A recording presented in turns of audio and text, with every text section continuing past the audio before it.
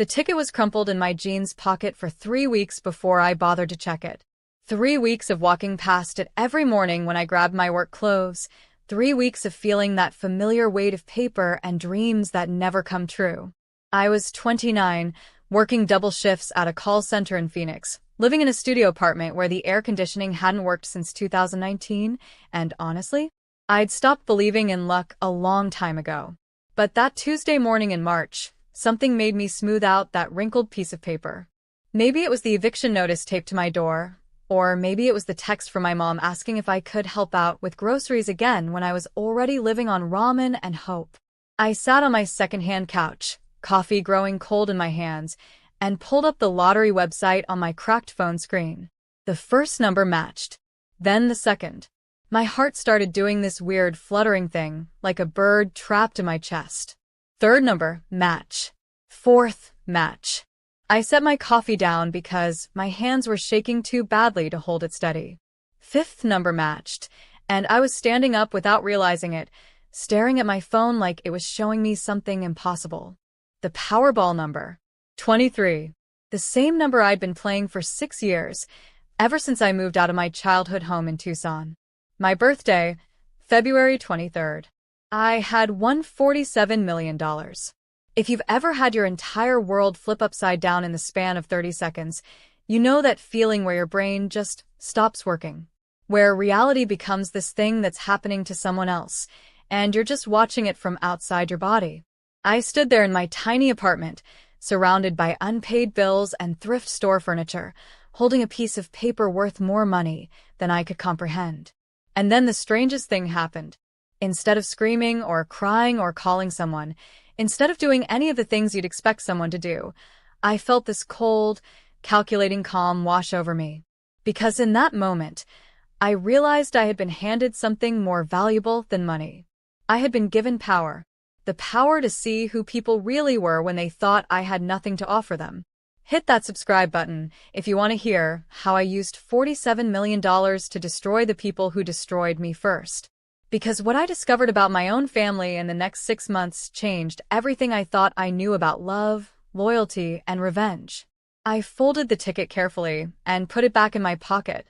Then I called my manager at the call center and told her I had food poisoning, that I wouldn't be in for a few days. I needed time to think, to plan, because I had just won the lottery and nobody, absolutely nobody, was going to know about it until I was ready. The eviction notice was still hanging on my door when I walked past it to grab my mail. 3 days to pay $1,200 or lose my place. $1,200 that might as well have been $12 million, considering my bank account balance of $87.14. But now, with that ticket burning a hole in my pocket, those numbers felt different. Not because I was worried about the money anymore, but because I was curious about something else entirely.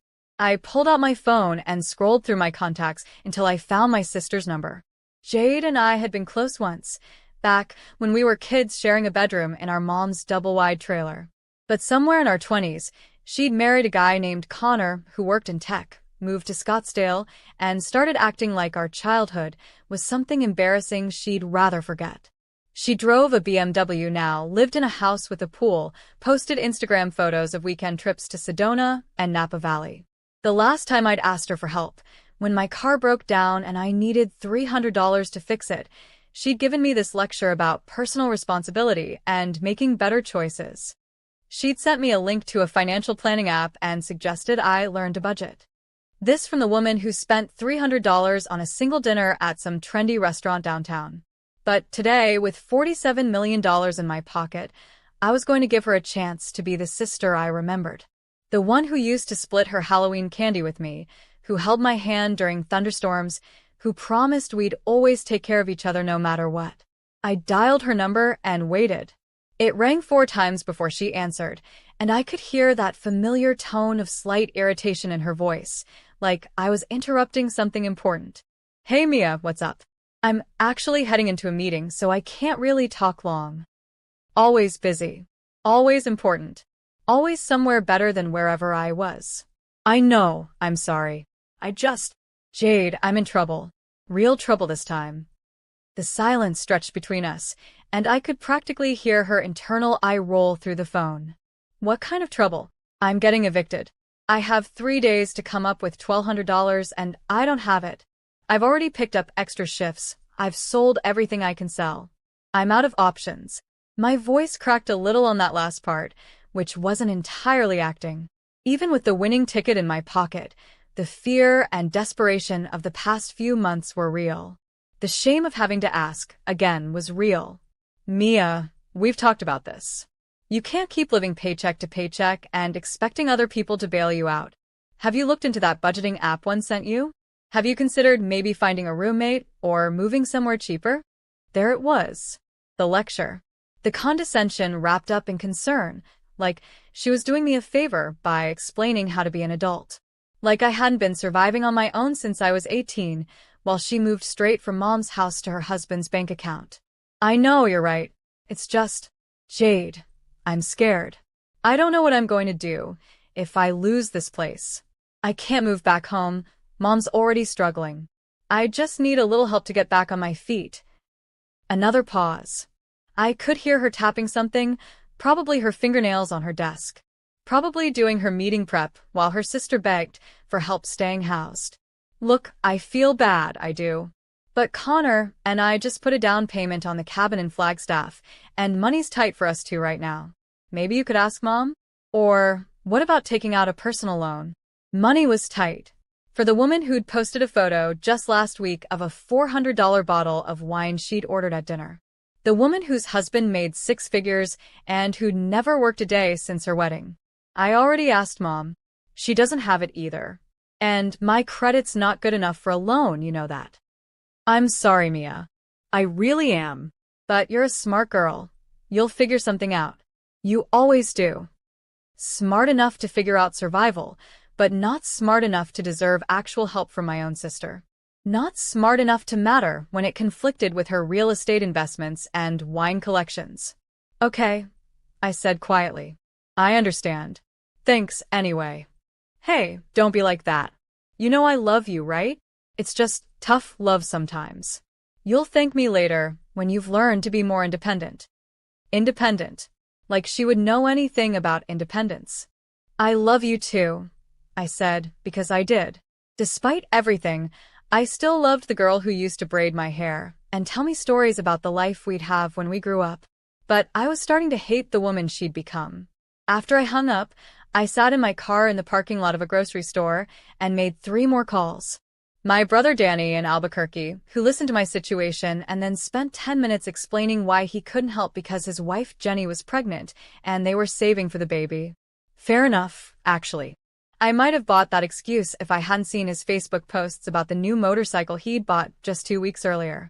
My cousin Sarah, who'd always acted like we were close at family gatherings, full of hugs and promises to get together soon.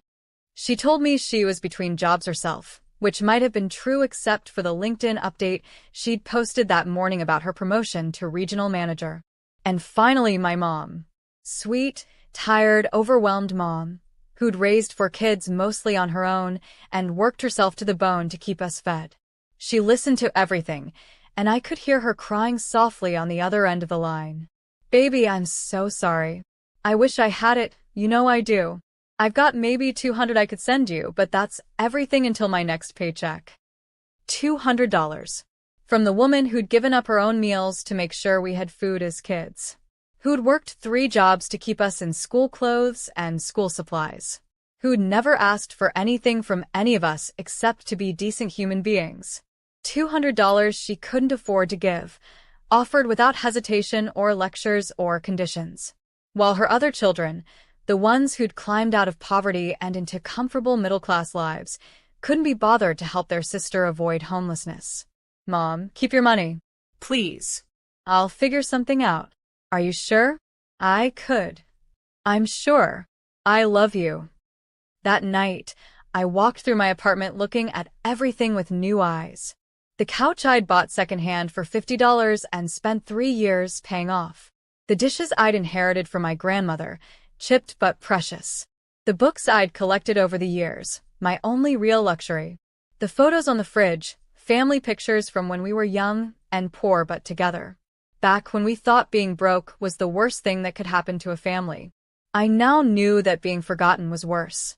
being dismissed, being treated like your problems weren't real problems, being loved conditionally based on how convenient that love was for the other person. That was worse than any eviction notice. But they didn't know that yet. They didn't know that while they were explaining to me why they couldn't help, I was sitting on enough money to buy all their houses, all their cars, all their comfortable excuses for why family only mattered when it was easy. They were going to learn, though. All of them.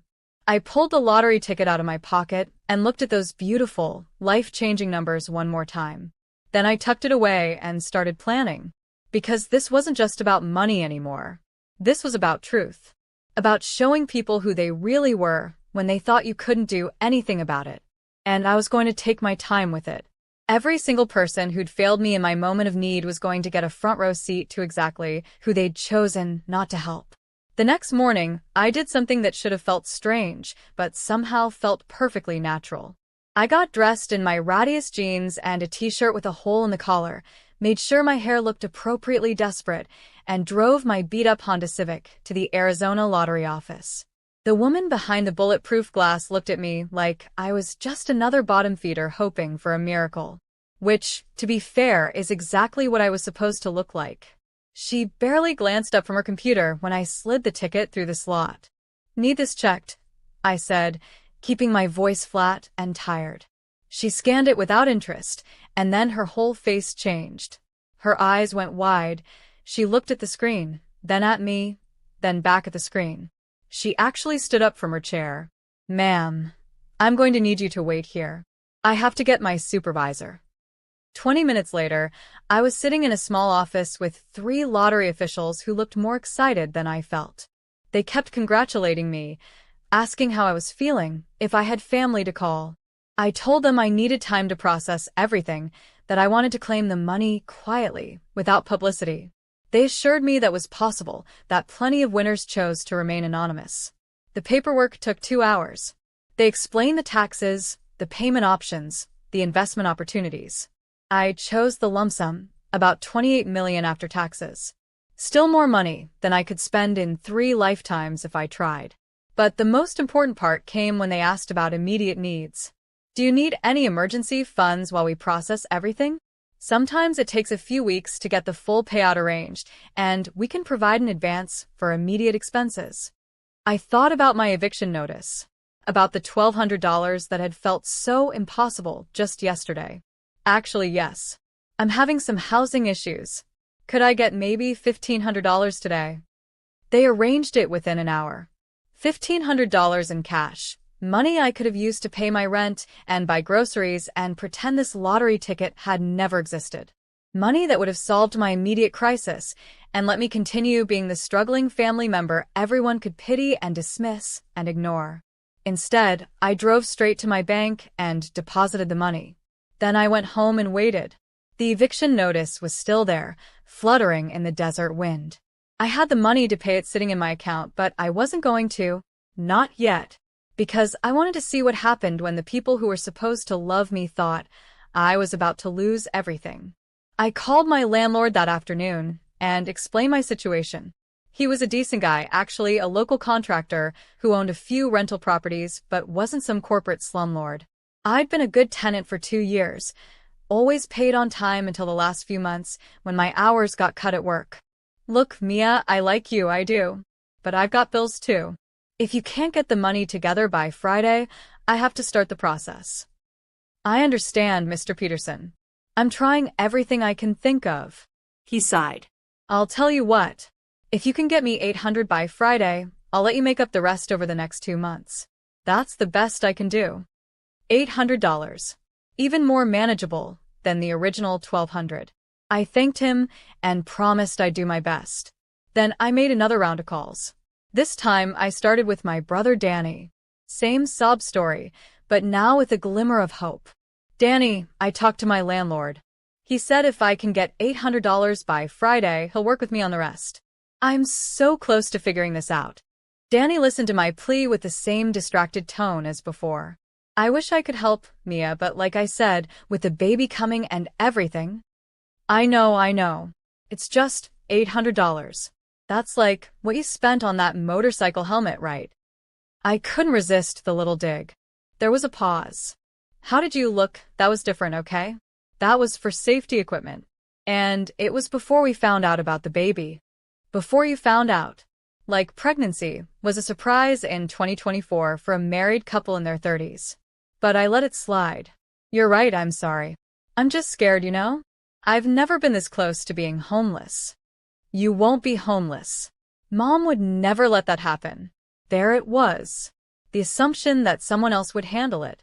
That mom, who was barely keeping her own head above water, would somehow magically solve my problems so Danny wouldn't have to feel guilty about his new motorcycle and his comfortable excuses. Yeah, maybe you're right. After I hung up, I realized something that made my chest tight with an emotion I couldn't quite name. Danny wasn't evil. None of them were evil. They weren't sitting around plotting ways to hurt me or see me suffer. They were just indifferent. Comfortably, casually indifferent to my pain because it was inconvenient for them to care. And somehow, that felt worse than if they'd been actively cruel. I called Jade next with the same update about the reduced amount. That's great news, she said, and she actually sounded relieved. See? I told you that you'd figure something out. Yeah, I just need to come up with $800 in 3 days. Well, that's much more manageable than $1,200. Have you tried selling some stuff? Maybe that nice jewelry Mom gave you for graduation. The nice jewelry. A little gold necklace with a tiny diamond chip that had cost Mom probably $200 and meant everything to me because she'd saved for months to buy it. Jade wanted me to sell the only valuable thing I owned, the one gift I had that represented love instead of obligation. I hadn't thought of that, I lied. Oh, and what about that emergency fund thing? You know, gig work? I saw on Facebook that you can make like $200 in a weekend doing Uber or DoorDash. Right. Because I was clearly too stupid to have thought of driving for Uber with my 10-year-old Honda that needed a new transmission and had a check engine light that had been on since Christmas. Because working 18-hour days at the call center left me plenty of energy to drive around Phoenix at night delivering food to drunk college kids. That's a good idea, I said, keeping my voice grateful. Thanks for thinking of that. Of course. See, this is what I mean about being resourceful. You're already coming up with solutions. I was coming up with solutions.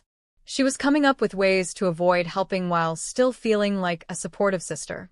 But sure, let's call it teamwork. That evening, I did something that felt both petty and necessary. I drove to Jade's neighborhood in Scottsdale, with its perfectly manicured lawns and 3-car garages and houses that cost more than most people make in a decade. I parked across the street from her house and just watched. Connor got home first, driving his Tesla like it was a normal thing to own a car that cost more than I'd made in the past 2 years. Then Jade arrived in her BMW, both of them pulling into their circular driveway like they were arriving at a resort instead of just coming home from work. I watched them through their huge picture windows as they moved around their kitchen, probably deciding what to have for dinner. Probably debating between restaurants that would cost more than my weekly grocery budget. Their house was beautiful.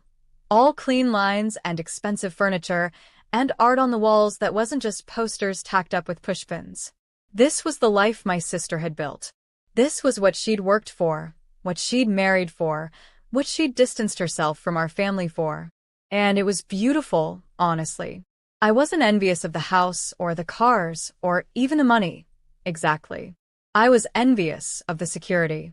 The knowledge that when problems arose, you could just fix them. Without drama, without begging, without choosing between rent and groceries. Problems became inconveniences instead of crises. $800 became a minor budgeting adjustment instead of a life-altering emergency. But sitting there in my beat-up car, looking at my sister's perfect life, I realized something else. I wasn't just angry about the money she wouldn't lend me. I was angry about the distance. The way success had turned her into someone who looked at our shared past like it was something embarrassing, something to be managed and minimized rather than remembered with love. She'd forgotten what it felt like to be scared about money. She'd forgotten what it felt like to work multiple jobs and still come up short.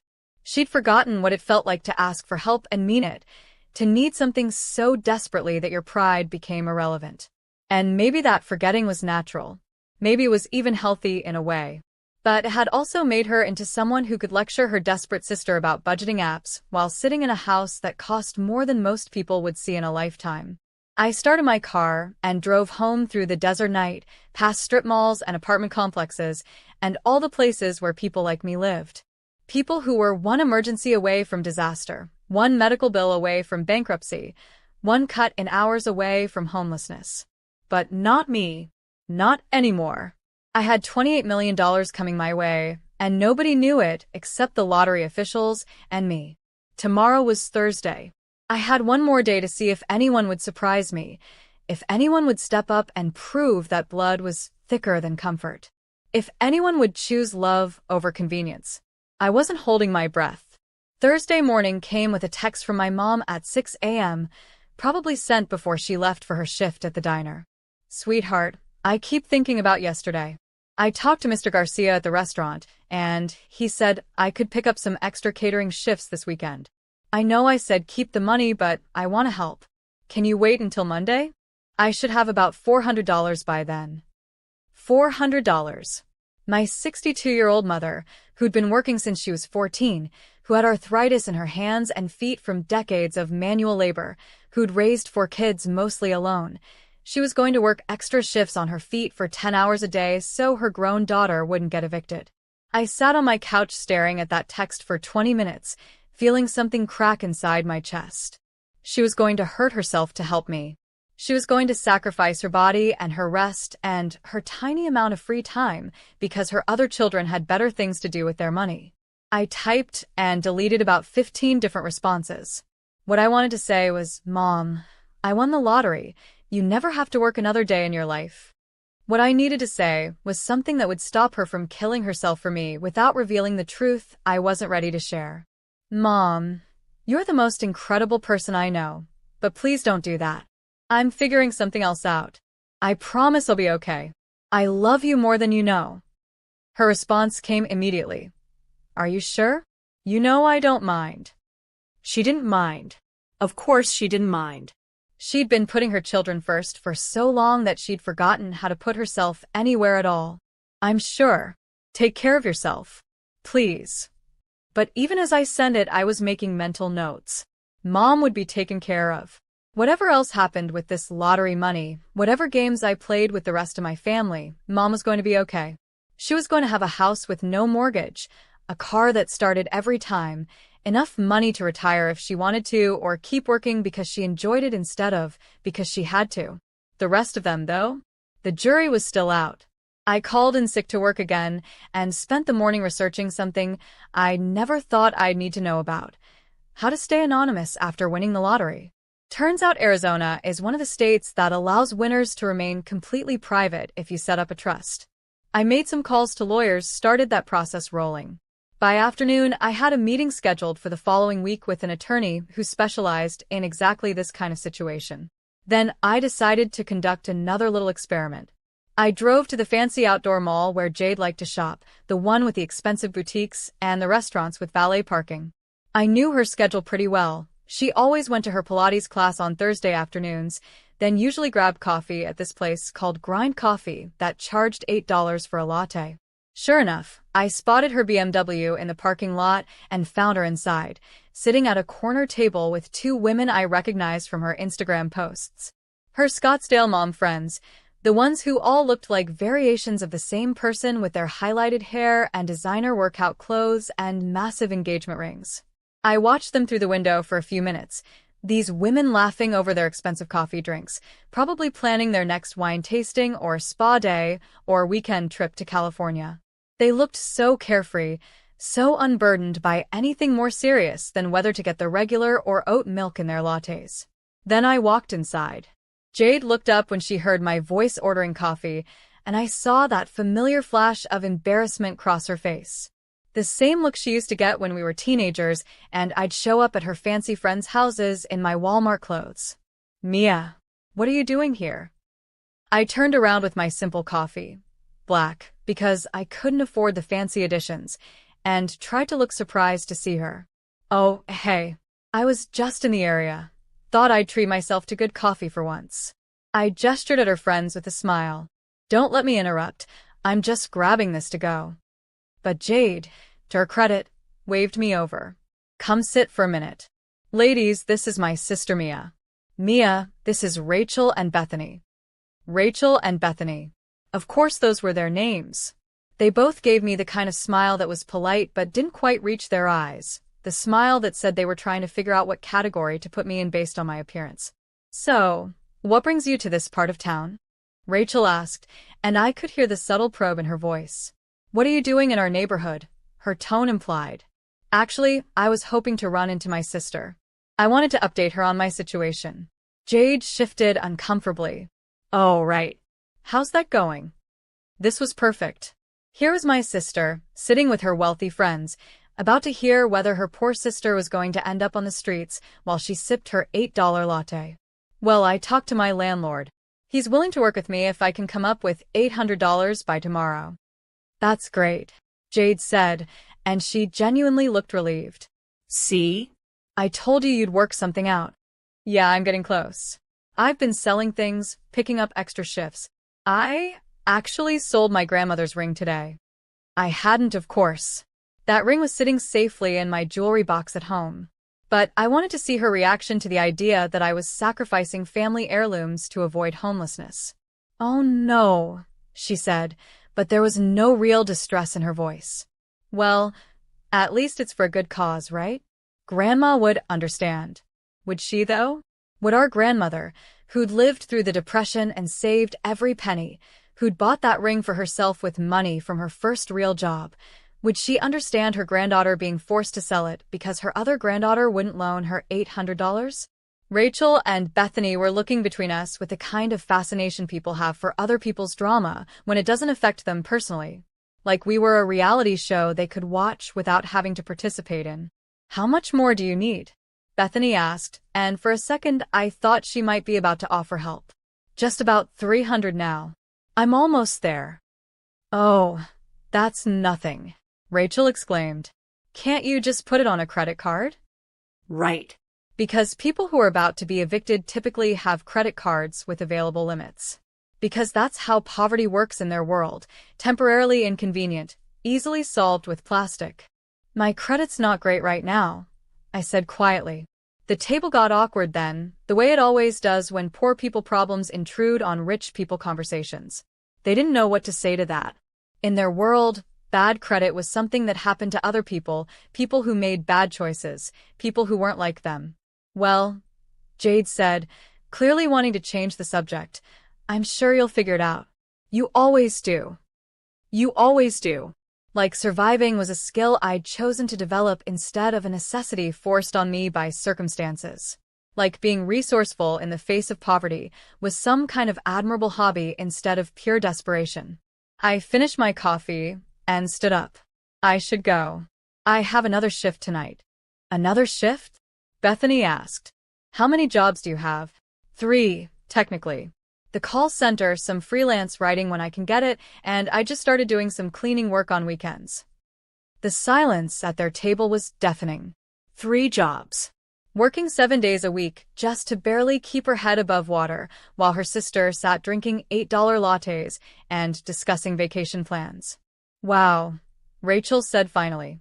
That's really, good for you for working so hard. Good for me. Like working myself to death was a moral victory instead of a systematic failure. Anyway, I said, I'll let you get back to your coffee date. Nice meeting you both. I hugged Jade goodbye, and she held on a little longer than usual.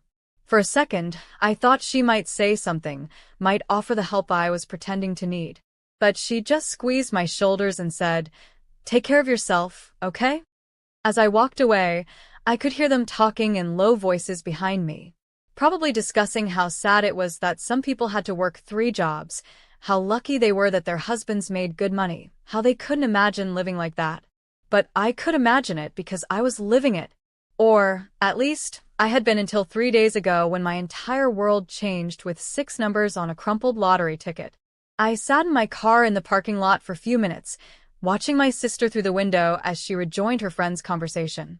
She looked relaxed again, back in her element, surrounded by people who understood her world of expensive coffee and Pilates classes and problems that could be solved with money they actually had.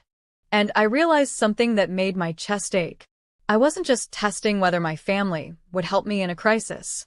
I was testing whether they still saw me as family at all, or if I'd become something else in their minds. The struggling sister, the cautionary tale, the reminder of where they'd come from and how far they'd traveled to get away from it. The answer was becoming clearer with every conversation, every excuse, every casual dismissal of my desperation. And it was breaking my heart even as it was stealing my resolve.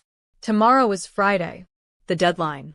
The moment when I'd either receive the help I was asking for or confirm what I was starting to suspect, that I was on my own in ways I'd never fully understood before. But I wasn't on my own, was I? I had $28 million coming my way. I had more resources than any of them knew, more power than they could imagine. And I was going to use every bit of it to show them exactly who they'd chosen not to help when they thought it mattered. Friday morning arrived with a kind of crystal-clear desert sky that makes everything look sharp-edged and unforgiving. I woke up before my alarm, that lottery ticket still hidden in my purse like a secret weapon I wasn't ready to deploy. Today was the day. My supposed deadline. The moment when my family would finally step up and prove that blood meant something, or confirm what I was beginning to suspect about the people I'd loved my entire life. I made coffee and sat on my couch, looking at my phone. No messages. No calls. No last-minute attempts to help their sister avoid homelessness. But I wasn't ready to give up on them entirely. Not yet. I called Danny first, catching him before work. "Hey, it's your sister. The one who might be sleeping in her car tonight." There was a pause, then that familiar sigh. "Mia, come on. Don't be dramatic." Dramatic. Right. Because facing eviction was just me being theatrical for attention. "Danny, I need $300. That's it. $300 to keep me housed. I've worked 3 jobs this week. I've sold everything I can sell. I've asked everyone I can ask. You're my brother. You're supposed to be the person I can count on when everyone else lets me down. Look, I told you, things are tight right now with the baby. I know. The baby who isn't due for 6 months. The baby whose college fund apparently can't spare $300 to keep his aunt from being homeless." I could hear him getting angry, which was exactly what I wanted. Angry people tell the truth. It's not about the baby, okay? It's about the principle. You can't just keep expecting other people to solve your problems every time you get in over your head. There it was. The truth underneath all the excuses. It wasn't that he couldn't help. It was that he didn't think I deserved help. In his mind, my poverty was a character flaw, my desperation was a choice, my crisis was just another in a series of bad decisions that he shouldn't have to subsidize. Every time, I asked quietly, "Danny, when was the last time I asked you for money? When was the last time I asked you for anything?" The silence stretched between us. We both knew the answer. I hadn't asked him for anything in years. Not money, not favors. Not even emotional support during the worst periods of my life. I'd been the strong one, the independent one, the sister who figured things out on her own and never became anyone's burden. Until now. Until the one time I genuinely needed help, and it turned out that all those years of not asking had earned me exactly nothing. "That's not the point," he said finally. "Then what is the point, Danny? What is the point of being family if we don't take care of each other when it matters? The point is that you need to take care of yourself first. You need to make better choices, get a real job, stop living like you're still 22. A real job. Like working 40-plus hours a week at a call center wasn't real enough for him. Like struggling to survive in an economy that paid poverty wages for full-time work was just a lifestyle choice I'd made for fun. "You know what? You're right," I said, and I could hear the surprise in his breathing. "You're absolutely right. I should take care of myself first. I should stop expecting family to act like family. Thanks for the life lesson, Danny. I'll remember it." I hung up before he could respond, my hands shaking with rage and hurt and something else, relief. Because now I knew. Now I didn't have to wonder what kind of man my brother had become. Now I didn't have to make excuses for him in my own head. Next call, Jade. She answered on the first ring, which surprised me. Usually, I had to leave voicemails that she'd return hours later when it was convenient for her. Mia? Is everything okay? The concern in her voice was genuine, which made what I was about to do feel both necessary and cruel. No, everything's not okay. Today's the day, Jade. Today's the day I find out if I have a place to sleep tonight, or if I'm about to find out what homelessness feels like. Oh God, I forgot it was today. How much do you still need? She forgot. Of course she forgot. While I'd been lying awake every night for a week thinking about this deadline, she'd completely forgotten that her sister was about to lose her home. $300, Jade. That's all that stands between me and the street. I could hear her moving around, probably getting ready for work, probably deciding what designer outfit to wear to her marketing job where she made more in a month than I made in 3. Okay, let me think. 300. Connor and I just paid for that cabin, and we have the mortgage here and his car payment. She was actually doing it. She was actually listing her expenses like I cared about her husband's car payment when I was facing homelessness. Like her voluntary financial obligations were somehow equivalent to my involuntary crisis. Jade, stop. Just stop. What? Stop listing your bills like they matter more than whether your sister has a roof over her head. Stop pretending that your mortgage on your second home is more important than my basic survival. Just stop lying to both of us and say what you really mean. I'm not lying, You're just explaining why your comfort matters more than my safety. You're just rationalizing why you can spend $400 on a bottle of wine but can't spare $300 to keep me housed. You're just making it clear that I was stupid to think being sisters meant something. That's not fair, Mia. You don't understand the pressure Connor and I are under. We have responsibilities, You have choices, Jade. You have the choice to help your sister or not. You have the choice to prioritize family or prioritize your lifestyle. You're making your choice very clear. The silence that followed was different than the others. This wasn't awkward anymore. This was broken. I'm sorry, she said finally, and she sounded like she meant it. I wish I could help, I really do. No, you don't. If you wished you could help, you would help. You wish I wasn't asking. You wish this wasn't your problem. You wish I would just figure it out and stop making you feel guilty about having more than enough while I have nothing. Mia. Goodbye, Jade. Enjoy your cabin. I hung up and immediately called my cousin Sarah. Same story, same desperation, same result. She actually had the audacity to suggest I start a GoFundMe page, like crowdfunding from strangers was more appropriate than asking family for help. Like my crisis was content for social media instead of a real emergency happening to someone she claimed to love. By noon, I had exhausted every family member who had money. Every person who had the means to help me had found a reason not to. Every person who claimed to love me had proven that their love had conditions, limitations, expiration dates. Except for my mom. She called at 12:30, probably on her lunch break from the diner. Baby, I know you told me not to, but I worked those extra shifts. I've got $320. It's not much, but... Mom, no. I'm bringing it over right now. I know you said you had it figured out, but just in case. Mom, please. Keep your money. But she was already crying, and hearing her cry was like having my heart ripped out through my throat. I can't let you be homeless, baby. I can't. I failed you kids in so many ways when you were growing up. I can't fail you now. Failed us. This woman who'd worked herself nearly to death to keep us fed and clothed and safe, who'd given up every dream she'd ever had to make sure we could pursue ours, who'd never taken a vacation or bought herself anything nice or done a single selfish thing in 35 years of parenting. She thought she'd failed us. Mom, you didn't fail anyone. You saved us all. You gave us everything you had and more. Then let me give you this too. Let me help my daughter. And that's when I broke. Sitting in my apartment that I could have saved with money that was literally burning a hole in my purse, listening to my exhausted mother offer me her last $300 while her other children couldn't be bothered with my survival. That's when the game stopped being fun and started being torture. I have to tell you something, Mom. What, baby? I found another way. I got the money. You don't need to help. What do you mean? How? I almost told her right then.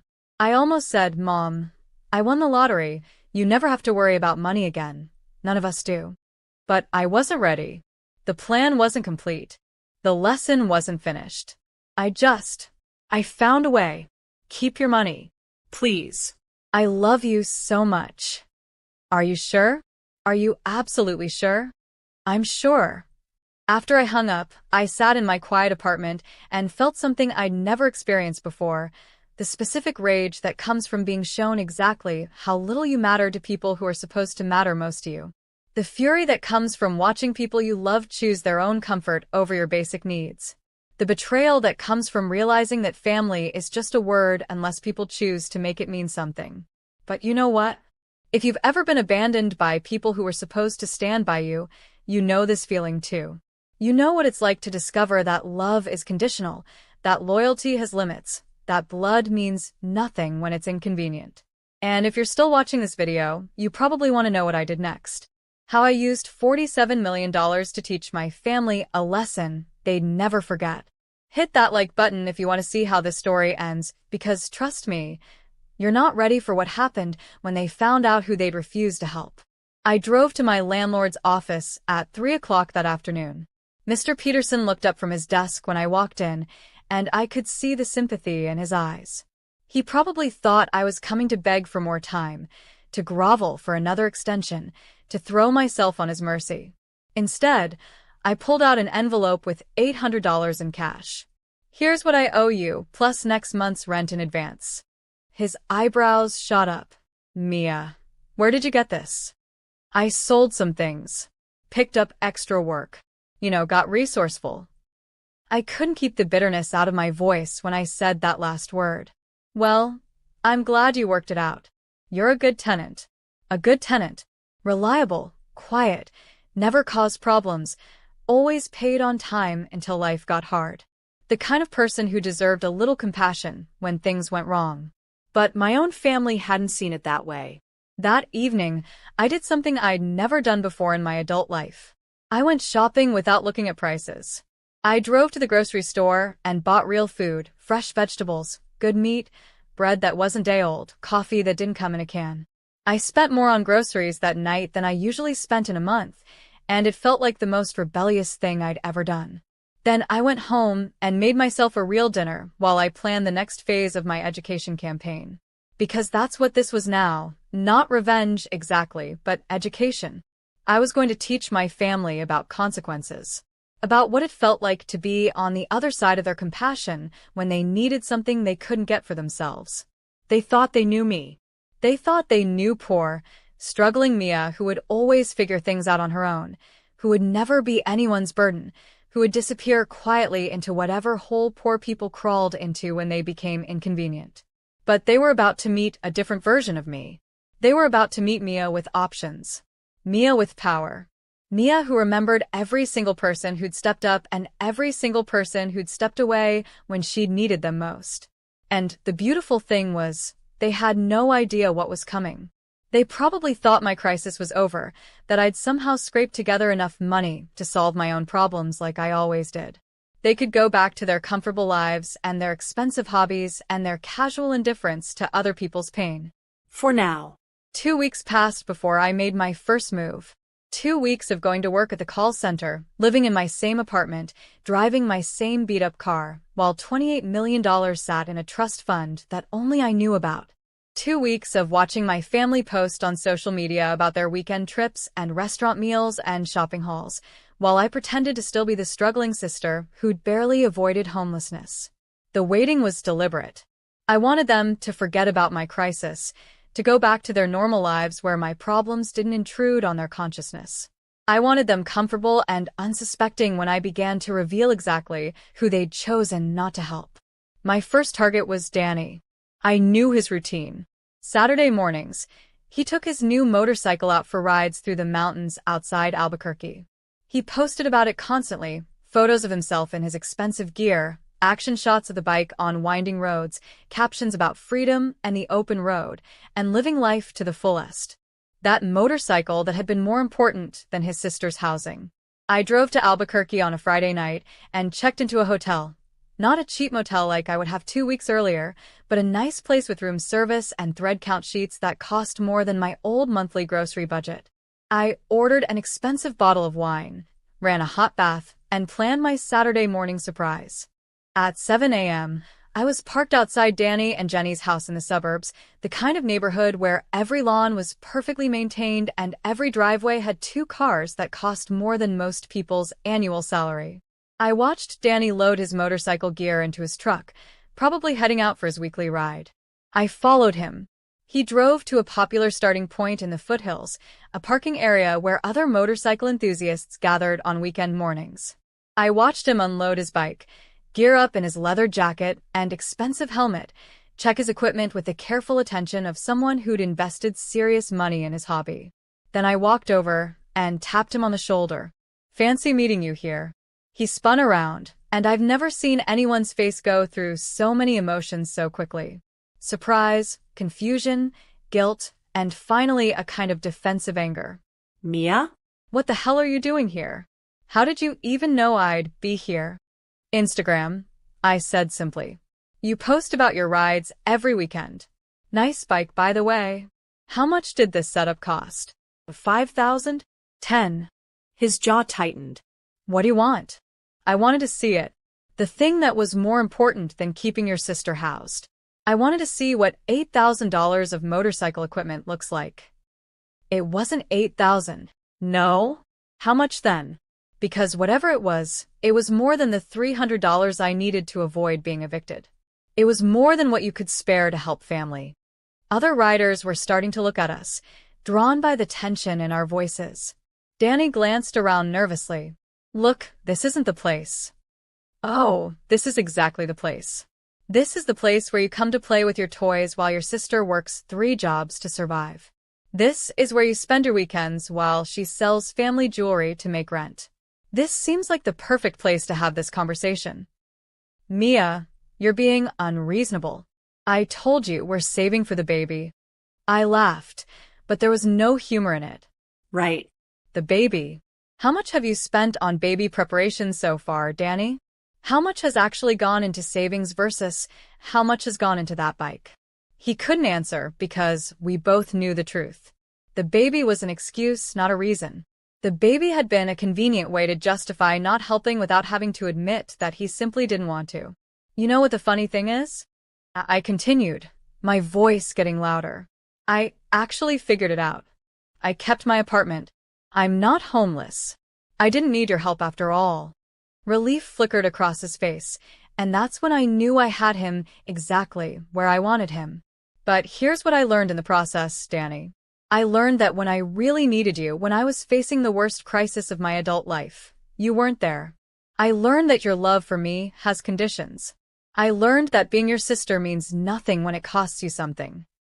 That's not true, It's completely true. And now I know.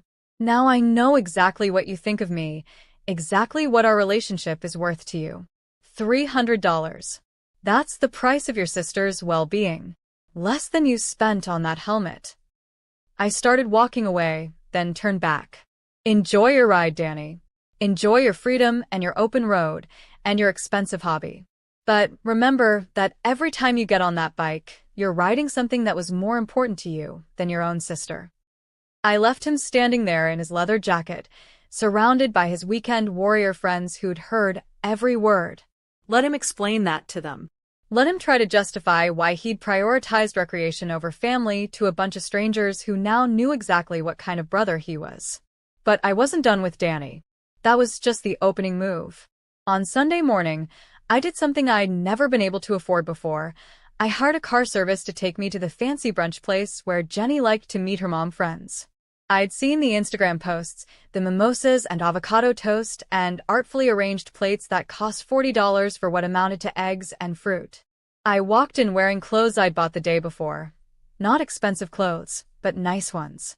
Clean, well-fitted, the kind of outfit that said, "I'm doing better than you thought." I spotted Jenny immediately, her pregnant belly just starting to show, surrounded by other young wives discussing nursery themes and baby showers. I walked straight to their table. "Jenny, what a surprise." She looked up with that same expression Danny had worn, confusion mixed with alarm. "Mia? "What are you doing here?" "Having brunch. Is that not allowed? I smiled at her friends. I'm Jenny's sister-in-law. Danny's told you all about me, I'm sure. The silence at their table was deafening. Of course Danny hadn't told them about me. Poor relatives aren't exactly cocktail party conversation for people trying to maintain their middle-class status. Actually, I continued, addressing the whole table, I'm curious about something. Do any of you have siblings? They nodded cautiously, probably wondering where this was going. And if one of your siblings was about to be evicted, if they called you desperate and scared and needed just a few $100s to keep their housing, what would you do? I'd help them, one woman said immediately. Of course. Right? That's what family does. That's what siblings are for. I looked directly at Jenny. Isn't that right, Jenny? That's what you'd expect from Danny if your sister needed help. Jenny's face had gone pale. Mia, I don't think this is. Because when I was about to be homeless 2 weeks ago, when I called your husband begging for $300 to keep a roof over my head, he told me he couldn't help because you were saving for the baby. But then I see he spent more than that on motorcycle gear the same week. The table was dead silent now. These suburban wives, with their expensive brunches and their comfortable lives, were getting a real-time lesson in what their perfect marriages looked like from the outside. So, I'm just wondering, Jenny, did you know? When your husband chose his hobby over his sister's housing, were you part of that decision? Or did he just assume you'd be okay with letting his sister become homeless so you could keep your savings account intact? Jenny was crying now, quiet tears that she was trying to hide behind her napkin. I didn't know, she whispered. He told me you'd figured it out, that you were okay. I did figure it out. I am okay. But not because of anything he did. I'm okay despite him, not because of him. I pulled out my phone and showed her the photos Danny had posted that same weekend. Him on his motorcycle, grinning, living his best life, while he thought his sister was facing homelessness. This is what was more important than my crisis. This is what your husband chose over family. I stood up, leaving Jenny crying into her $40 brunch while her friends tried to figure out what to say. Enjoy your meal, ladies. And Jenny, when that baby's born, I hope you teach them about family loyalty. I hope you teach them that love means more than convenience. Because clearly, your husband never learned that lesson. Walking out of that restaurant felt like shedding a skin. For years, I'd been the grateful little sister, thankful for whatever crumbs of attention or affection my siblings threw my way. I'd accepted their distance, their excuses, their casual dismissal of my struggles, because I'd convinced myself that family was family, that blood was thicker than anything. But blood, I was learning, was just a biological accident. Family was a choice people made every day, in every interaction, in every moment when they decided whether someone else's pain mattered more than their own comfort. And my family had made their choice very clear. But they had no idea that I'd made a choice too. They had no idea that poor, struggling Mia, the sister they could afford to ignore, had become someone else entirely. Someone with resources they couldn't imagine, power they'd never expected, and a very long memory for who had failed her when it mattered most. Next up was Jade. And I had something very special planned for my sister who'd forgotten where she came from. Jade's punishment required more finesse than Danny's public humiliation. My sister had built her entire identity around being sophisticated, successful, better than her origins. She lived in a world where image mattered more than substance, where appearances were everything and authenticity was something you posted about on Instagram rather than actually practiced. So, I was going to attack her where it would hurt most, her carefully constructed reputation. I spent 3 days researching her social circle, mapping out her routine, understanding the ecosystem of Scottsdale wives and their complex hierarchy of wealth, status, and social positioning. Jade occupied a specific niche in this world. She wasn't old money, wasn't tech mogul rich, but she'd married well enough to play in their sandbox. She was always slightly performing, always slightly trying to prove she belonged, always one step away from being revealed as the girl from the trailer park who'd gotten lucky. She had no idea how accurate that fear was about to become. The opportunity presented itself when I saw her Instagram post about the charity auction she was organizing. Some fundraiser for underprivileged children. Oh, the irony wasn't lost on me, taking place at the country club where she and Connor were members. Black tie event, silent auction. All of Scottsdale's social elite bidding on vacation packages and spa days and art pieces to feel good about their philanthropy. I bought a ticket. Not just any ticket, I bought a table. The kind of sponsorship that got my name printed in the program, that marked me as someone with serious money to throw around. It cost me $15,000, money that would have seemed impossible 2 months ago, but now felt like pocket change. Then I went shopping. Not at Target or discount stores like I'd done my entire adult life, but at the kind of boutiques where Jade shopped. I bought a dress that cost more than my old monthly salary, shoes that cost more than my car payment, jewelry that caught light from across the room. I got my hair and makeup done at the salon where Scottsdale's elite prepared for their social events. When I walked into that country club, I didn't look like poor Mia anymore. I looked like money. Old money, quiet money, the kind of wealth that didn't need to announce itself because it was so obviously present. The transformation was remarkable to witness from the inside. Suddenly, people noticed me. Suddenly, I was worth talking to, worth including, worth discovering. The same people who would have looked through me a month ago were now approaching me with curiosity and respect. I positioned myself strategically near the registration table, where I knew Jade would be spending most of her evening playing hostess.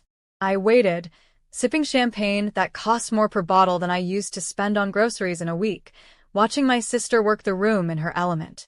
She looked beautiful, I had to admit. Confident and polished in a way that only came from years of practice at being the woman she decided to become. She was good at this, schmoozing with donors, managing logistics, being the kind of person who organized charity events and felt good about her contribution to society. It took her almost an hour to notice me. When she did, I watched her face cycle through the same emotions Danny's had, confusion, disbelief, and then a kind of panic as she tried to process how I could possibly be here, dressed like this, clearly belonging in a space she'd never imagined I could access. She excused herself from her conversation and made her way over to me, her smile bright but her eyes full of questions. Mia? Oh my God, what are you doing here? You look amazing. Thank you. You look beautiful too. This is quite an event you've put together. But how? I mean, the tickets for tonight. I'm actually one of your sponsors, I said casually, gesturing to the program where my name was listed among the major donors. I bought a table. I could see her brain trying to process this information and failing completely. The sister who'd been facing eviction 3 weeks ago had somehow come up with $15,000 to sponsor a charity auction. The sister who worked at a call center was wearing a dress that clearly cost more than most people's monthly rent. I don't understand, she said quietly. How is this possible? Things change, Jade. Sometimes very quickly.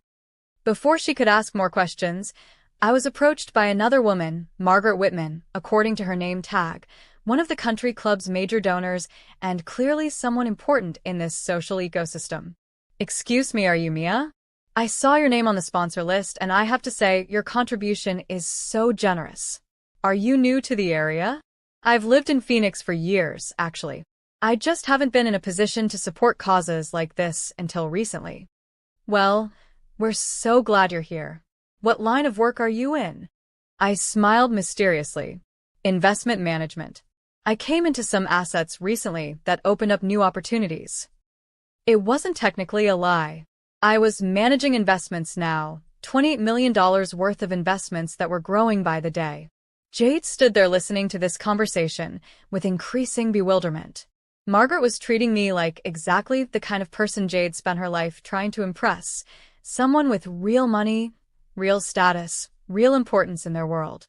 You know, Margaret continued, Jade here is one of our most dedicated volunteers. Have you two met? Actually, I said, still smiling. Jade is my sister. Margaret's eyes widened with delight. Your sister? How wonderful. Jade, you never mentioned you had a sister in investment management. The silence stretched between us like a chasm. Jade couldn't explain why she'd never mentioned me because she'd been essentially pretending I didn't exist for the past several years. She couldn't talk about our relationship because it would reveal things about her background that she'd worked very hard to hide. We, we haven't seen much of each other lately, Jade said finally. Mia's been very busy with work. Of course, of course.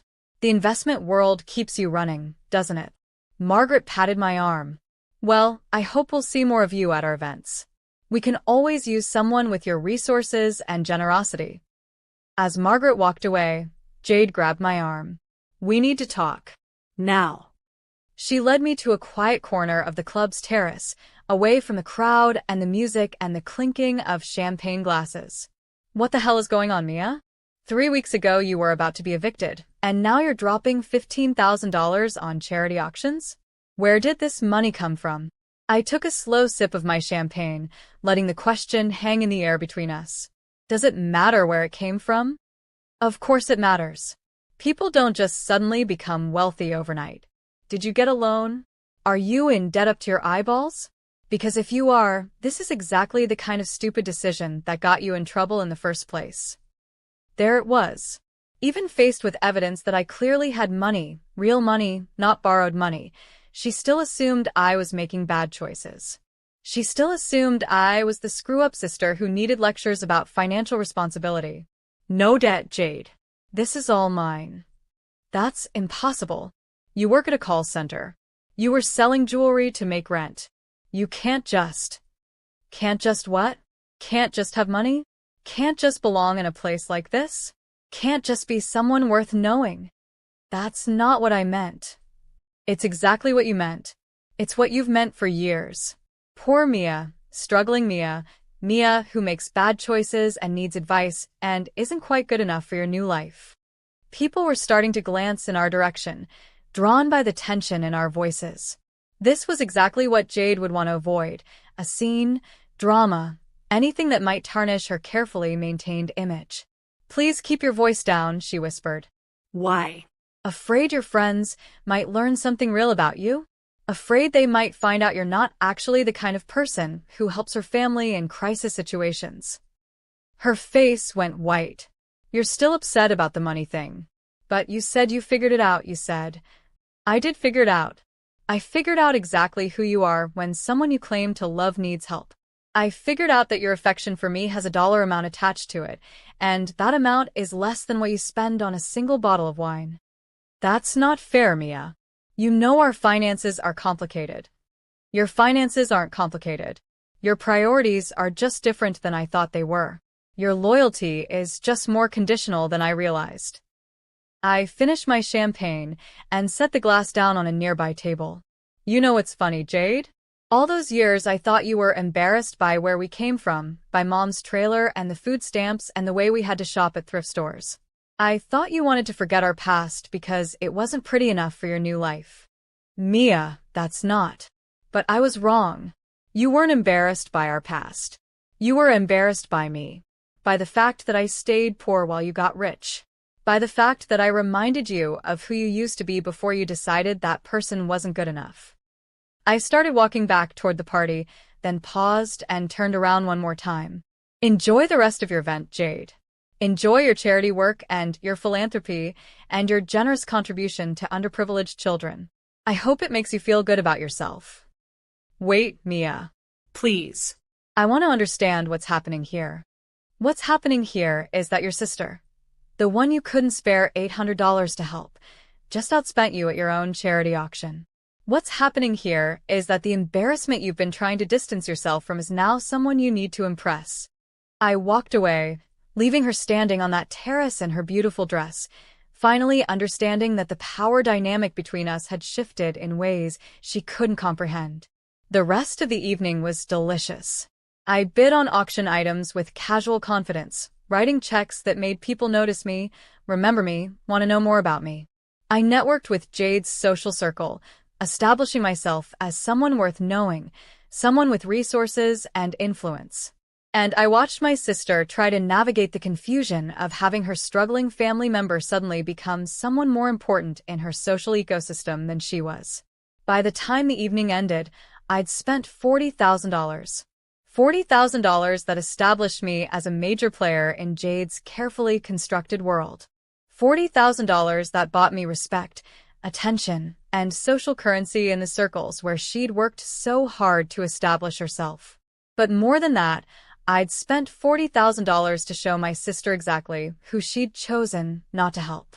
I'd spent $40,000 to prove that her assumptions about me, her dismissal of my worth, her casual indifference to my crisis had been based on ignorance and prejudice rather than reality.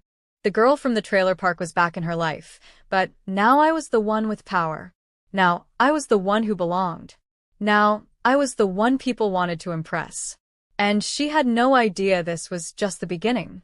The hardest part about having $28 million that nobody knew about was watching my mother work herself to death while I played games with my siblings.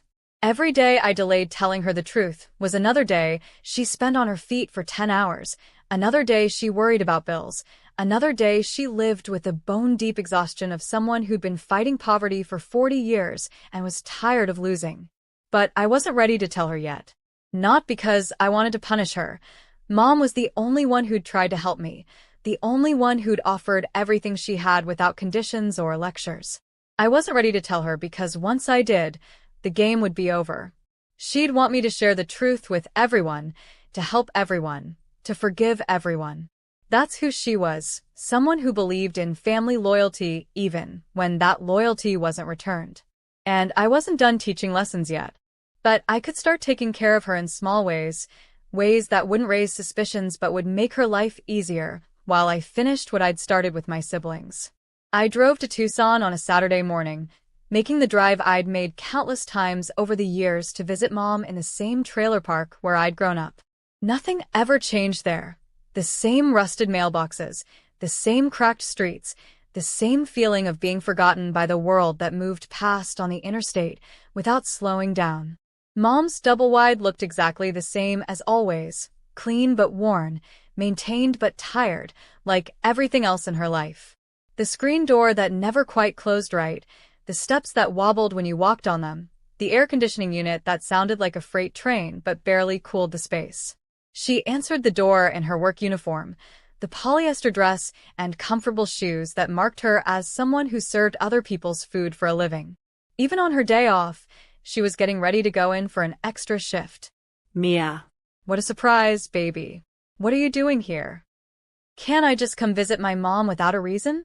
She hugged me tight, and I could feel how thin she'd gotten. Not thin in a healthy way, thin in the way of someone who worked too hard and ate too little and never had time to take care of herself. Of course you can. Come in, come in. I was just getting ready for work, but I can call and tell them I'll be late. Mom, you don't have to. Nonsense. I never see you anymore. Work can wait. That broke my heart a little. Work couldn't wait, actually. People in Mom's position didn't get to choose family over work, didn't get to prioritize relationships over survival. But she was willing to try, willing to risk her job for a few hours with her daughter. I looked around the trailer that had housed our entire childhood. The same furniture, the same photos on the walls, the same sense of making do with what you had, because what you had was all you were going to get. But it was clean and loved and cared for, the way Mom had always cared for things even when she didn't have much to work with. How are you doing, really? I asked. And don't just say fine. Tell me the truth. She sat down heavily on the couch, and I could see the relief in her face at being off her feet for a few minutes. I'm tired, baby. I'm so tired. My feet hurt all the time now, and my back. Some mornings I can barely get out of bed. But I can't afford to slow down. The trailer's paid off, but there's still utilities and food and gas for the car. She trailed off, probably realizing she was complaining to the daughter who'd almost been evicted just a few weeks earlier. The daughter who couldn't afford to help anyone else because she was barely surviving herself. What about retirement? Have you ever thought about slowing down? She laughed, but there was no humor in it. Retirement?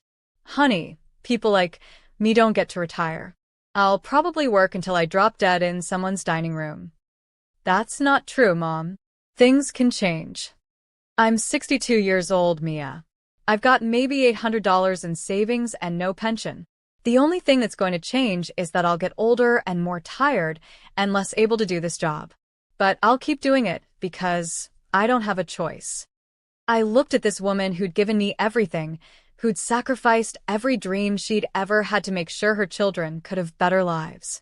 She'd raised 4 kids mostly alone, worked multiple jobs for decades, never bought herself anything she didn't absolutely need. And what did she have to show for it? Chronic pain, exhaustion, and children who'd moved on to comfortable lives and forgotten where they came from. Except Danny and Jade and Sarah hadn't forgotten, had they? They remembered exactly where they came from, and that's why they were so determined not to go back. That's why they built walls between themselves and the rest of us, because we reminded them of poverty, of struggle, of the life they'd worked so hard to escape. But sitting there with Mom, watching her rub her swollen feet and talk about working until she died, I realized something that made my chest tight with rage. They hadn't just abandoned me when I needed help. They'd abandoned her too. When was the last time any of them had visited? When was the last time they'd called just to check on her, offered to help with her bills, suggested she slow down or take a vacation? Mom, when was the last time you heard from Danny? Oh, you know Danny. He's busy with work and Jenny's pregnancy. I get a text now and then. What about Jade? She called on my birthday. That was nice. Her birthday. 3 months ago. My sister, who posted on Instagram daily, who had time for Pilates classes and charity auctions and weekend trips to wine country, called our mother once every few months. What about the others? Sarah? Uncle Mike's kids. Everyone's busy, baby. Everyone's got their own lives. Their own lives. Lives that were too full of comfort and prosperity to include regular check-ins with the woman who'd made those lives possible. I pulled out my phone and opened my banking app, the one connected to the trust fund that held my lottery winnings. Mom, I want to show you something. What is it? I pulled up a photo I'd saved from Jade's Instagram, one of her recent posts from that expensive restaurant she'd been to the week I was facing eviction. The one where she'd ordered a bottle of wine that cost $400. This is what Jade spent on wine last week. $400. On one bottle. At one dinner. Mom looked at the photo, then at me. Why are you showing me this? Because that's more money than you have in savings. Because she spent your monthly grocery budget on one bottle of wine while you're working double shifts and your feet are swelling and you're talking about working until you die. Mia, honey, don't be bitter. Jade worked hard for what she has. And you didn't? You didn't work hard? You didn't sacrifice everything for us. That was different. That was my job as your mother. No, Mom. Loving us was your job as our mother.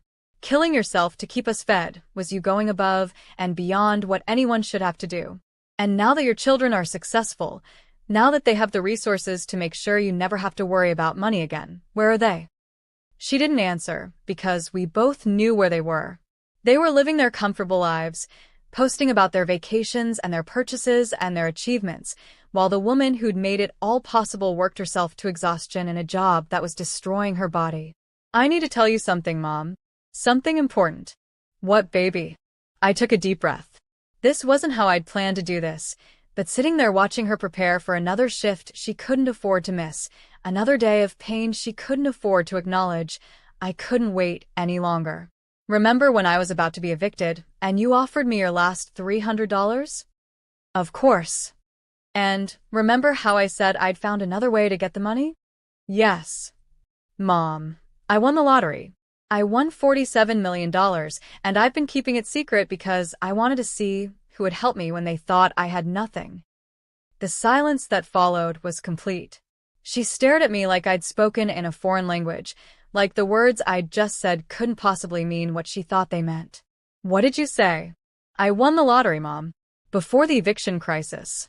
I had the money the whole time, but I wanted to test everyone. I wanted to see who would step up for family and who would find excuses. You won the lottery? $47 million. After taxes, about $28 million. She stood up from the couch, so fast, I thought she might faint. Her face went through about 10 different expressions: shock, confusion, disbelief, and then something that looked almost like anger. You let me offer you my last $300 when you had $28 million? Mom, You let me work extra shifts. You let me worry about you being homeless. You let me cry myself to sleep thinking about my daughter on the streets when you were secretly a millionaire? I'd never seen my mother angry before. Not real anger. Not the kind that made her voice shake and her hands tremble. She'd been frustrated with us as kids, disappointed sometimes, but never furious like this. I was trying to prove a point. What point? That your family would let you down? That your siblings are selfish? You think I needed a lottery ticket to know that? She started pacing around the small living room, her work shoes clicking on the linoleum floor. Mom, please sit down. Let me explain. Explain what? Explain how you let me torture myself with worry while you played games with millions of dollars? Explain how you watched me offer you money I couldn't afford to lose while you were sitting on more wealth than I could imagine in 3 lifetimes. I wanted to see who really loved me. I love you. The words exploded out of her with a force that shook the trailer walls. I have loved you every day of your life. I worked 3 jobs to keep you fed. I gave up every dream I ever had to make sure you could pursue yours. I offered you everything I had when you needed help. What more proof did you need? She was crying now, angry tears that she wiped away with the back of her hand. And, you know what the worst part is? You know what really hurts? It's that you thought you needed to test me at all. After everything we've been through, after 30 years of me putting you first, you still weren't sure if I loved you enough. I felt like I'd been punched in the stomach. She was right. She was completely, absolutely right. I'd been so focused on proving that Danny and Jade were selfish that I'd put the one person who'd never failed me through unnecessary pain. Mom, I'm sorry. I'm so sorry. You're right. I should never have. $28 million. She sat back down heavily, the anger draining out of her as quickly as it had come. My baby won $28 million. And it's going to change everything for you. You're never working another day unless you want to. You're getting a house with a real yard and central air conditioning that doesn't sound like a freight train.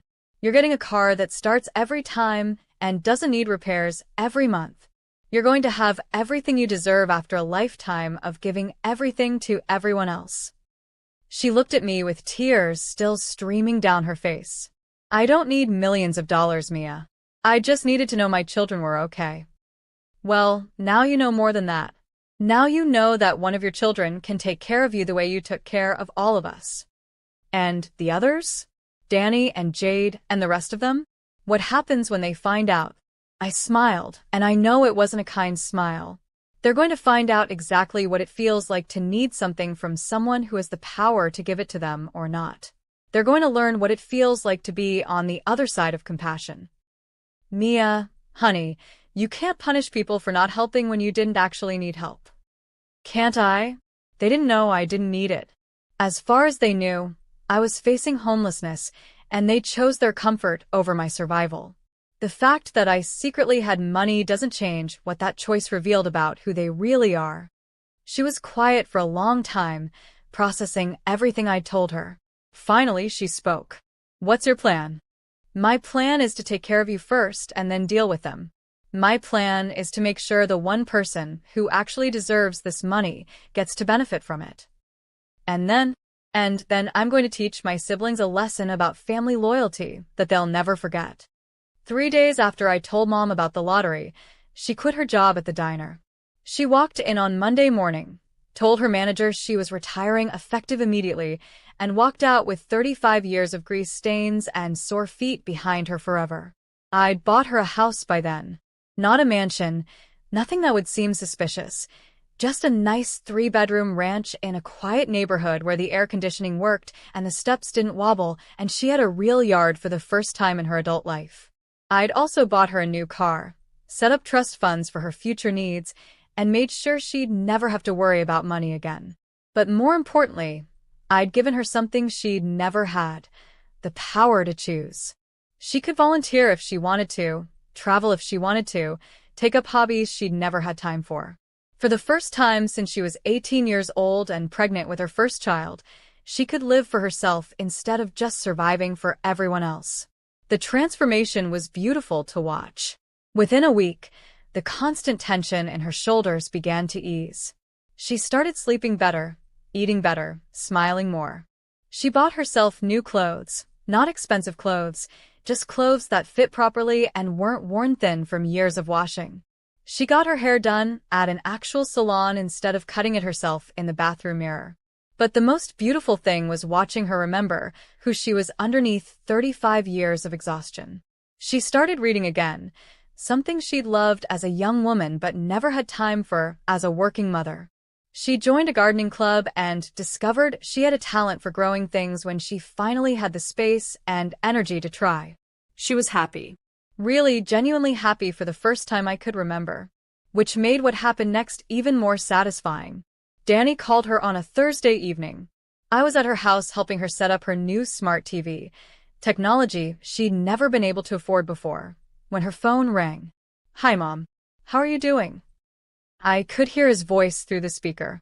Same casual tone he always used with her, the tone of someone checking a box rather than genuinely connecting. "I'm doing wonderful, Danny. Really wonderful." "That's good. Hey, Jenny and I wanted to let you know we picked out the crib for the baby. It's this really nice convertible one that turns into a toddler bed later." "That sounds lovely, sweetheart." "Yeah, it was kind of expensive, but we figured it's worth it since it'll last longer. Actually, that's kind of why I'm calling. We're having to watch our budget pretty carefully right now with all the baby expenses, and I was wondering if you might be able to help out with something." Here it was. Danny, who'd refused to help his sister avoid homelessness, was about to ask his 62-year-old mother for money. "What kind of help do you need?" "Well, you know how Jenny's been having morning sickness really bad? Her doctor recommended she cut back on her work hours, maybe go part-time for the rest of the pregnancy. But that means less income right when we're trying to save up for all the baby stuff." "I see. So, I was thinking, maybe you could help us out with like $1,000? Just to cover some of the immediate expenses while we adjust to the lower income. I know money's tight for you too, but we'll pay you back after the baby's born and Jenny goes back to work full-time." I watched my mother's face as she listened to her son ask her for money. The same son who'd told his desperate sister that he couldn't spare $300 because he was saving for this same baby. The same son who'd spent more than that on motorcycle equipment while his sister was facing eviction. "Danny, honey, can I ask you something?" "Sure, Mom." "When Mia was about to be evicted last month, did she ask you for help?" There was a pause on the other end of the line. "Yeah, she did." "But Mom, that was different. Mia's always having financial problems and she asked you for $300 to keep her housing and you told her you couldn't help because you were saving for the baby." Another pause, longer this time.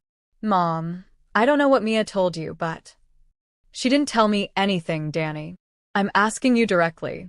Did you refuse to help your sister avoid homelessness because you needed to save money for baby expenses?" The silence stretched so long I thought the call had dropped. Finally, Danny spoke, and his voice was defensive. "Look, Mom, it's complicated. Mia needs to learn to be more responsible with money. If we keep bailing her out, she'll never learn to. So you did refuse to help her. I was trying to teach her a lesson about. And now you're asking me, a woman who worked at minimum wage for 35 years, to give you $1,000 for those same baby expenses. That's different. You're our mother, and she's your sister. So explain to me, Danny, how it's different." I was so proud of my mother in that moment. She'd never been confrontational before, never challenged her children's choices or called them out on their contradictions. But something had changed in her since learning about my lottery win. Maybe it was having security for the first time in her adult life. Maybe it was being freed from the constant anxiety about money that had shaped her interactions for decades. Or maybe it was just finally seeing clearly what I'd been trying to show her about her other children. "Mom, look, this is really important. We're talking about your grandchild here. And when Mia called you, we were talking about your sister. Your sister, who could have been living in her car, while you bought motorcycle gear with money you claimed you didn't have to spare for family." "You know about the motorcycle?" "I know about a lot of things, Danny. I know about priorities, and I know about family loyalty. And I know the difference between someone who helps when it costs them something and someone who only asks for help when they need it." "Mom, please. We really need this money. And Mia really needed $300. But you decided that teaching her a lesson was more important than keeping her housed." This is different. It's exactly the same. You want me to prioritize your needs over my financial security, the same way you should have prioritized your sister's needs over your savings account. The same way you should have prioritized family over convenience. I could hear Jenny saying something in the background, probably trying to figure out why her husband was getting lectured by his mother instead of getting the money they'd expected. Mom, I don't understand why you're being so difficult about this. We're family. Yes, we are family. And Mia is family too. But you seem to forget that when she needed you. Okay, fine. I should have helped Mia. I admit that. But this is about the future, about your grandchild. My grandchild will be fine, Danny. You and Jenny both have jobs, you have savings, you have resources. You'll figure it out. You always do. The echo of his own words, thrown back at him by our mother, hung in the air like a judgment. But Mom, I'm not giving you money, Danny. Not because I don't love you, and not because I don't care about the baby. I'm not giving you money because I want you to learn the same lesson you thought your sister needed to learn. I want you to figure it out on your own. This is about Mia, isn't it? She's been poisoning you against us. No, sweetheart. This is about you. This is about the choice you made when your sister was desperate, and this is about the choice I'm making now that you're asking for help. Mom, please reconsider. We really... Goodbye, Danny. Give my love to Jenny.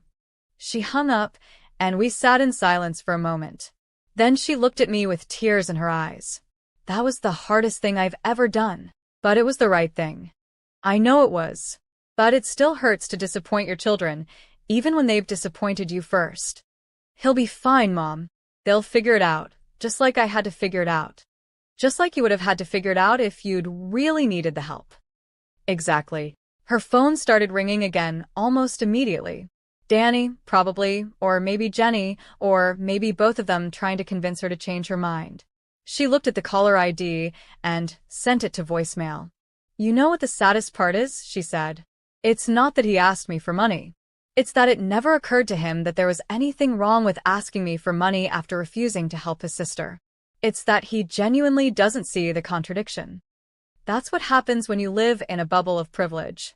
When your problems are the only problems that feel real to you. And Jade? Is she going to get the same treatment? I smiled. Jade's going to get something special. Something perfectly tailored to her specific brand of selfishness.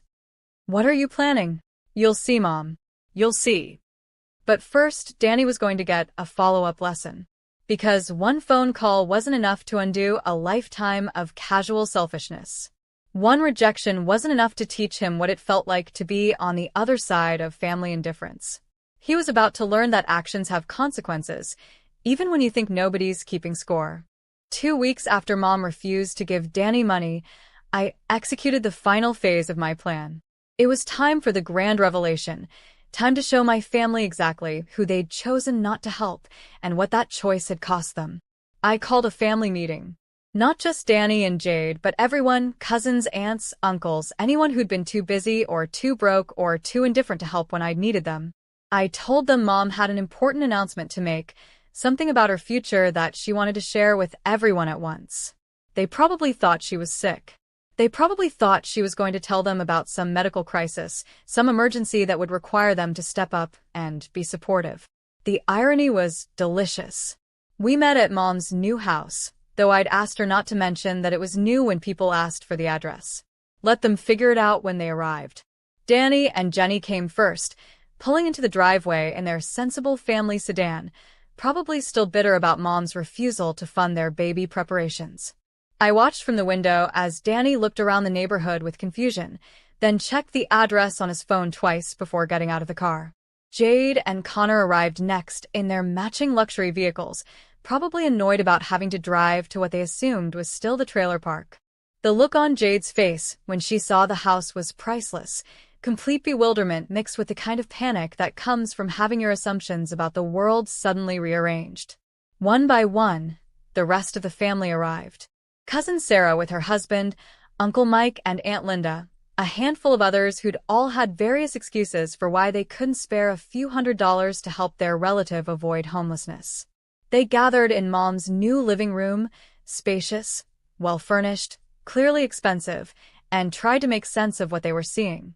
Mom, who was supposed to be working herself to death at a minimum wage job, was serving appetizers that cost more than her old weekly grocery budget. Mom, who was supposed to be living paycheck to paycheck, was relaxed and smiling in a way none of them had seen in years. "Thank you all for coming," she said once everyone was settled. "I know you're probably wondering about the house, about why I asked you all here." Murmurs of agreement, curious glances around the room. "Well, the truth is, our family has come into some good fortune recently. Life-changing good fortune." "Mom," Danny said, looking nervous. "What kind of good fortune?" She smiled at me and I nodded. It was time. Mia won the lottery. $47 million. The silence that followed was absolute. You could have heard a pin drop on the hardwood floors that Mom had never been able to afford before. "What?" Jade was the first to speak, her voice barely above a whisper. "Your sister," Mom continued, "won the lottery several weeks ago. And she's been taking care of me ever since." Several weeks ago? Danny's face was going through a series of rapid calculations. "But that means she had this money when she was asking you for help," I said, standing up to address the room. "That means she was secretly a multimillionaire when she called each of you, desperate and scared, begging for just enough money to keep her apartment." The looks on their faces were everything I'd hoped for and more. Shock, confusion, embarrassment, and slowly dawning realization of what this meant. "You had millions of dollars and you still asked us for money?" Sarah asked, her voice sharp with accusation. "I had millions of dollars and I wanted to see who would help me when they thought I had nothing. I wanted to see who would choose family over convenience, who would sacrifice something for someone they claimed to love." That's insane," Danny said. "You let us think you were going to be homeless when you were secretly rich?" No, Danny. "I let you think I was going to be homeless, and you decided that didn't matter enough to help. The fact that I was secretly rich doesn't change what that decision revealed about who you are." "But it's fraud." Jade stood up, her face flushed with anger. "It's manipulative and dishonest, and it's exactly what you deserved." I cut her off. "You want to talk about dishonest? Let's talk about you claiming you couldn't afford to help your sister while you spent more on wine than she needed for rent. Let's talk about you pretending to care about family while treating me like an embarrassment you'd rather forget." "Mia, honey," Aunt Linda said, her voice artificially sweet, "I think you're being a little unfair. We all have our own financial pressures." "Do you?" I pulled out my phone and started scrolling through social media posts. Because here's Sarah posting about her promotion and her new car the same week she told me she was between jobs. Here's Danny showing off motorcycle gear that cost more than the help I was asking for. Here's Jade at expensive restaurants while lecturing me about budgeting apps. I looked around the room at their faces, embarrassed, angry, defensive, caught.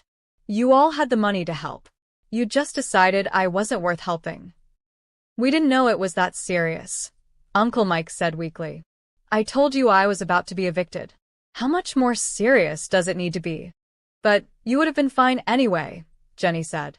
"You had the lottery money." "I would have been fine because I figured it out on my own just like you all told me to do. But you didn't know that when you decided my crisis wasn't worth your attention." Connor, who'd been silent until now, finally spoke up. "So, what do you want from us? An apology?" I laughed, and it wasn't a kind sound. "An apology? Connor, I don't want anything from any of you. I've learned everything I needed to learn about what family means to you." "This is ridiculous," Jade said.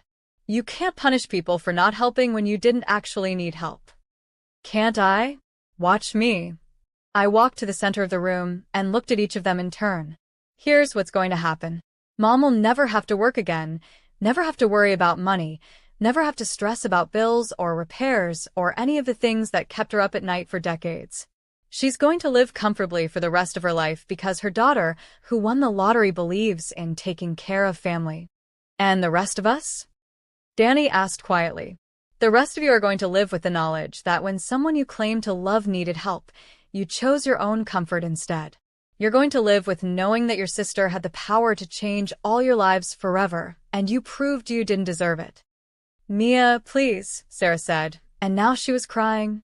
We're sorry. We should have helped. If you'd known I was rich, you would have helped me, because you thought it would benefit you later. But you didn't help me when you thought I was just poor, desperate, and scared. That tells me everything I need to know about your character. I pulled out my checkbook, the one connected to an account with more money than any of them would see in their lifetimes. Mom, I'm writing you another check. This one's for the European vacation you always talked about taking but never could afford. First-class flights, luxury hotels, the works. I wrote the check for $50,000 and handed it to her in front of everyone. Mia, Danny started. Oh, I'm sorry. Did you need something, Danny? Some money, perhaps? Some help with your financial pressures? His face went red. That's not fair. Fair? You want to talk about fair? Let me tell you what's fair, Danny. Fair is having the people who raised you and love you step up when you're in crisis. Fair is family acting like family when it matters. Fair is not having to beg your own siblings for help avoiding homelessness. I turned to address the whole room. Every single person in this room will get exactly what you gave me when I needed it. Nothing. You'll get thoughts and prayers and suggestions about budgeting apps and lectures about personal responsibility. You'll get told to figure it out on your own, just like you told me. But we're family, Jade said, her voice breaking. Are we, though? Because when I needed family, you were nowhere to be found. When I needed help, you had excuses. When I needed compassion, you had conditions. I walked toward the door, then turned back one last time. You know what the saddest part is? I would have shared this with all of you. If you'd helped me, if you'd show me that family meant something more than biology and shared history, I would have made sure everyone was taken care of. But you proved that money was more important to you than I was. So now you'll have to live without both. Mia, wait, Mom called after me. Please don't leave like this. I stopped and looked at her. This woman who'd given me everything, who'd never failed me, who'd offered her last dollar when she thought I needed it. I'm not going anywhere, Mom. I'll always be here for you. But them? I gestured at the room full of family members who were finally understanding what they'd lost. They made their choice when they thought it wouldn't cost them anything. Now they get to live with it. I walked out of that house leaving behind a room full of people who finally understood that actions have consequences, that family loyalty is a two-way street, and that sometimes the person you overlook is the one with the power to change everything. They'd learned their lesson. Finally, completely, and far too late to do anything about it. And I'd learned mine too. I'd learned that blood doesn't make you family, choice does. Love does. Showing up when it matters does. Mom had chosen to be family when it counted. The rest of them had chosen comfort over compassion, convenience over loyalty, their own needs over mine. Now they'd all have to live with those choices. If this story taught you anything about the true meaning of family loyalty, if it made you think about the people in your life who show up when it matters versus those who only care when it's convenient for them, then hit that subscribe button and ring the notification bell. Because everyone deserves to know who their real family is, and sometimes it takes a lottery ticket to find out. Share this video with someone who's always been there for you, or with someone who needs to understand what real loyalty looks like. Drop a comment and tell me, what would you do with $47 million? Would you test your family first, or would you trust that they'd be there when you needed them? And remember, family isn't just about blood. It's about choice. Choose people who choose you back, especially when it costs them something. Thanks for watching, and I'll see you in the next story.